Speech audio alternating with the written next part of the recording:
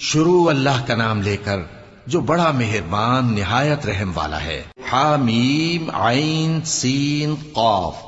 اللہ غالب و دانا اسی طرح تمہاری طرف ہدایات بھیجتا ہے جس طرح تم سے پہلے لوگوں کی طرف وہی بھیجتا رہا ہے۔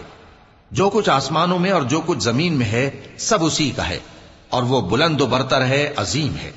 قریب ہے کہ آسمان اوپر سے پھٹ پڑیں اور فرشتے اپنے پروردگار کی تعریف کے ساتھ اس کی تسبیح کرتے رہتے، اور جو لوگ زمین میں ہیں ان کے لیے معافی مانگتے رہتے ہیں۔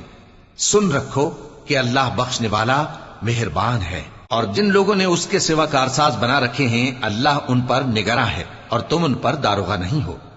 اور اسی طرح ہم نے تمہارے پاس قرآن عربی بھیجا ہے تاکہ تم اس مرکزی شہر یعنی مکے کے رہنے والوں کو اور جو لوگ اس کے ارد گرد رہتے ہیں ان کو خبردار کرو، اور انہیں قیامت کے دن کا بھی جس میں کچھ شک نہیں خوف دلاؤ۔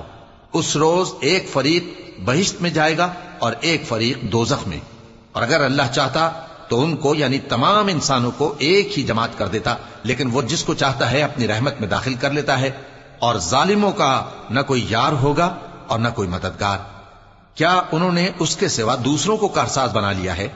سو کارساز تو اللہ ہی ہے، اور وہی مردوں کو زندہ کرے گا، اور وہ ہر چیز پر قدرت رکھتا ہے۔